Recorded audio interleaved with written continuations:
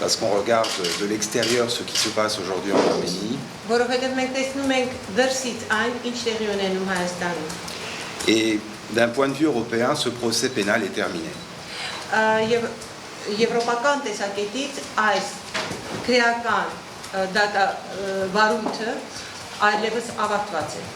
C'est terminé. Depuis notamment, alors il y a eu beaucoup de violations de la Convention européenne des droits de l'homme pendant un an. Mais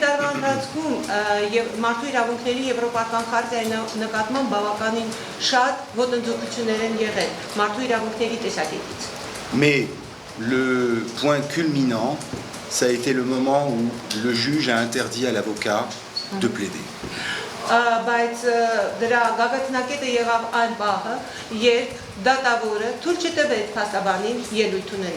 Souvenez-vous, c'était il y a un mois. Le ministère public, le parquet, donc le procureur, a pris la parole pour demander le placement en détention provisoire de M. Kocharian.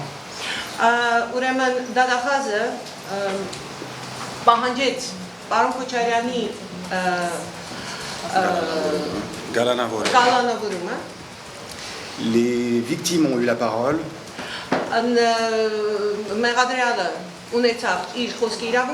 Et la troisième étape, c'était la parole à la défense. Et le juge a interdit à la défense de prendre la parole.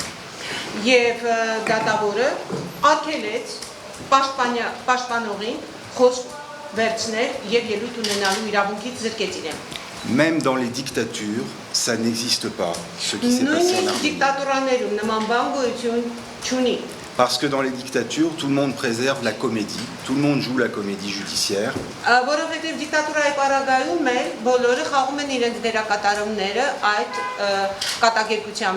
On va laisser l'avocat plaider sans l'écouter.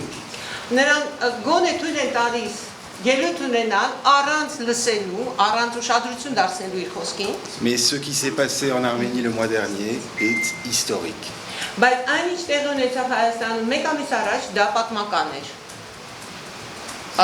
Le procès pénal n'a plus aucun sens. Il n'a plus de sens.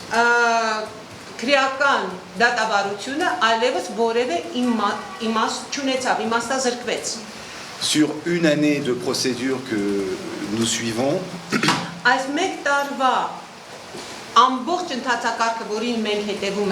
alors il y a une série de violations que nous avons résumées et transmises à la Cour constitutionnelle.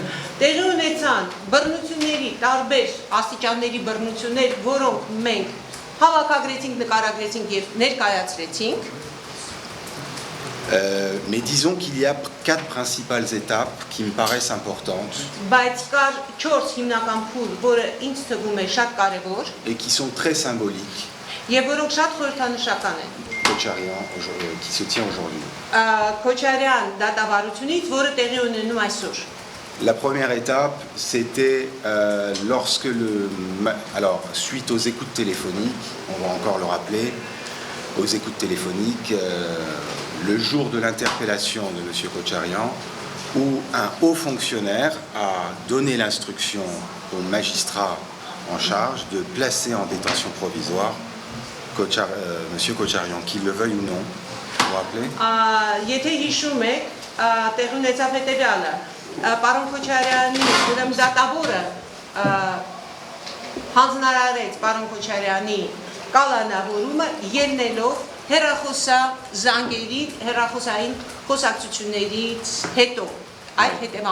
Donc il a été ordonné au juge de placer en détention provisoire M. Kocharian, que le juge le veuille ou non.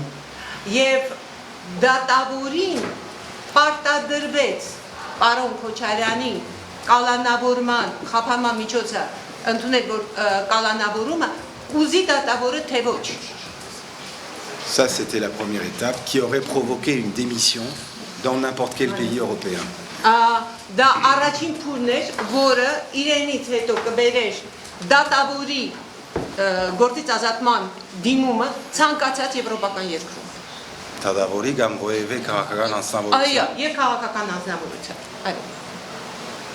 La deuxième étape,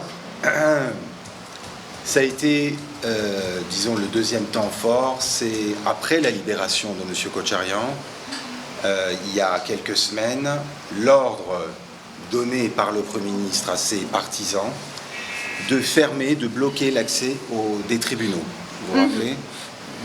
Եվ երկրորդ փուլը այդ բռնությունների, երբ որ պարոն Քոչարյանի կալանքից ազատումից հետո եղավ վարչապետի հրահանգը նորից նրան Թուրերը, դատարաններու դատարանների դռները փակելու։ C'est une forme de pression exercée sur les magistrats, sur les juges. Դա ձև է դատարանների վրա ազդելու, qui n'est pas supportable, qui n'est pas acceptable. Voilà. որը ընդունելի չէ, որը չի կարելի հանդուրժել։ La troisième étape a été l'interdiction de l'avocat de plaider, c'est ce qu'on vient d'expliquer. Երրորդ փուլը այն էր, երբ փաստաբանին թույլ չտվեցին խոսք ունենալ, ելույթ ունենալ։ Et la quatrième étape, délirante,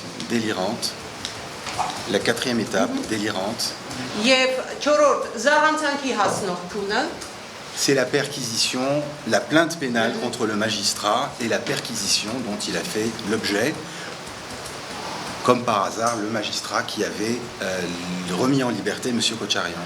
դա հակադարձել այն դատարանի նկատմամբ, որը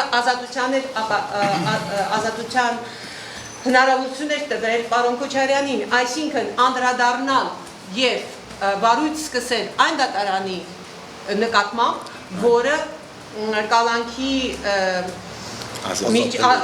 ազատության մեջ էր դրել պարոն Քոչարյանին, կալանքից ազատել էր պարոն Քոչարյանին։ Bon. Donc, d'un point de vue juridique, pour résumer, pour les juristes européens, pour ceux qu'on a consultés, on ne peut pas parler de procès pénal, c'est terminé. Եվ ելնելով իրավաբանների կարծիքից, որոնց հետ մենք նաև խորհրդակցել ենք, այլևս ավարտվել է Եվրոպացու համար այլևս ավարտվել է քրեական դատավարությունը պարոն Քոչարյանի դեմ։ Իրական արդարադատությունը բերում է երկրի իրական բարգավաճմանը։ Je crois qu'on n'a pas vu le lien en Arménie entre la justice et la prospérité. Ես կարծում եմ, որ Հայաստանում դեռ չկա այդ կապը արդարադատության եւ բարգավաճման միջեւ։ Vous croyez franchement que des investisseurs étrangers riches vont venir investir dans un pays Դուք իրապես կարծում եք, որ արտասահմանյան խոշոր ներդրողները կգան եւ կներդնեն այս երկրում, lorsque l'ancien président de la République est en prison, alors que l'ancien président est en prison? Եթե տվյալ պետության նախկին նախագահը բանտարկված է, երբ որ այդ նախագահը բանտարկված է, Ça, c'est de la naïveté. սա միամտություն է։ C'est ne rien comprendre au mode de pensée des grandes fortunes Դա բոլորովին չի համապատասխանում մեծ կապիտալների, կրողների մտածելակերպին։ Voilà. La sécurité juridique est la condition du développement économique. Իրավաբանական անվտանգությունը հանդիսանում է միակ գրավականը բարգավաճման ներդրումների եւ այլն։ Pardon pour cette digression, Ներեցեք այս փակագծի համար, mais j'avais besoin de comprendre pourquoi l'inertie dans ce pays, lorsqu'un procès aussi est violé de manière aussi flagrante.